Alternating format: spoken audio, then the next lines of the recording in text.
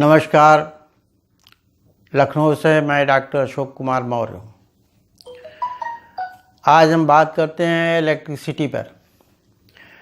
Electricity में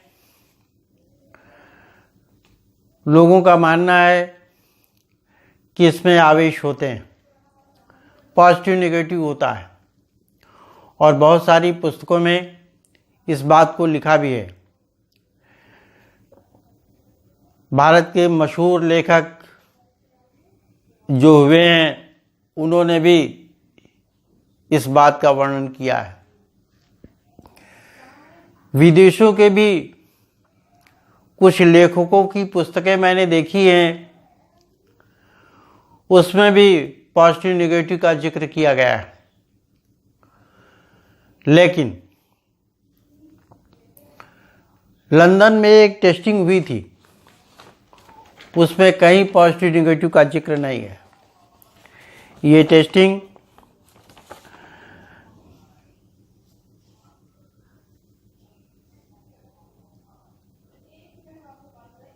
विस्टाइल hall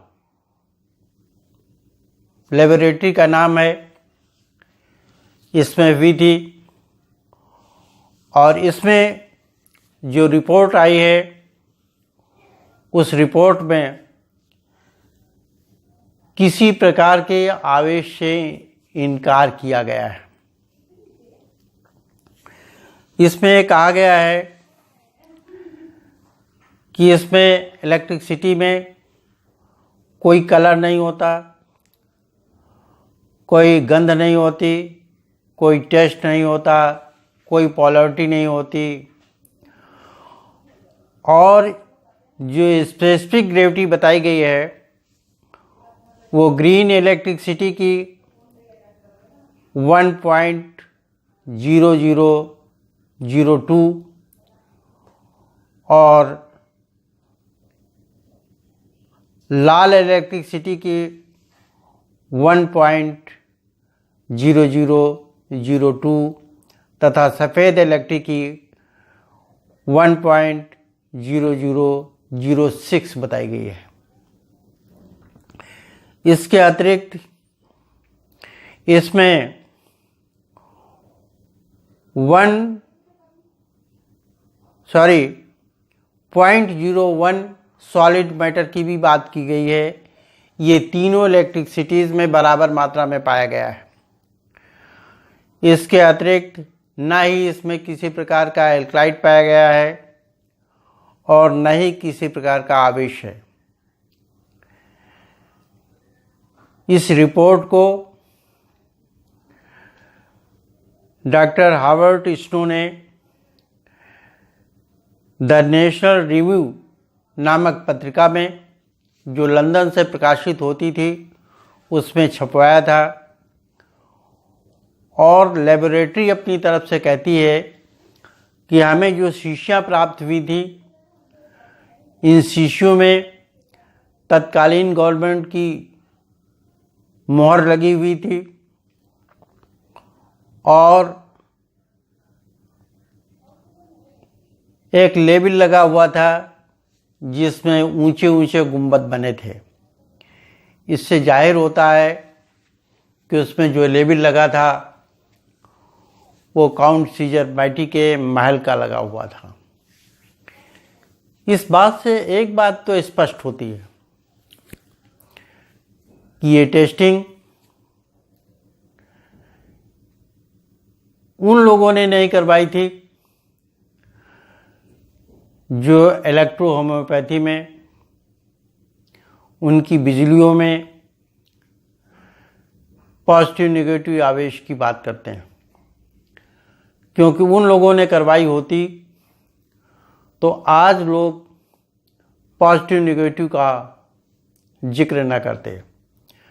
मैंने New York से प्रकाशित एक पुस्तक देखी है जिसमें इलेक्ट्रो होम्योपैथी का वर्णन है और उसमें इलेक्ट्रिसिटीज़ को निगेटिव पॉजिटिव बताया गया है। ये पुस्तक 1888 ईस्वी में प्रकाशित की गई थी और उस टाइम में सीजर मैटी जीवित थे। दूसरी बात ये कि इस इलेक्ट्रिसिटी में इस इलेक्ट्रिसिटी की जो रिपोर्ट आई है उसमें ये कहा गया है कि इसको प्रकाशित न किया जाए, इसको छिपा दिया जाए, लेकिन फिर इसको नेशनल रिव्यू नामक पत्रिका में क्यों प्रकाशित किया गया? आखिर इसका कारण क्या था? ये पत्रिका लंदन से प्रकाशित होती थी और पूरे देश में जाती थी। ये पत्रिका इलाहाबाद के एसपी श्रीवास्तव के पास भी आती थी और एसपी श्रीवास्तव के यहाँ से एक रिसाला निकलता था, उसमें ये रिपोर्ट छपी हुई है और वहीं से ये रिपोर्ट पटना गई और पटना से मेरे पास आई हुई है। मेरे पास इस रिपोर्ट की फोटोकॉपी है। यहाँ एक बात और स्पष्ट कर देना चाहता हूँ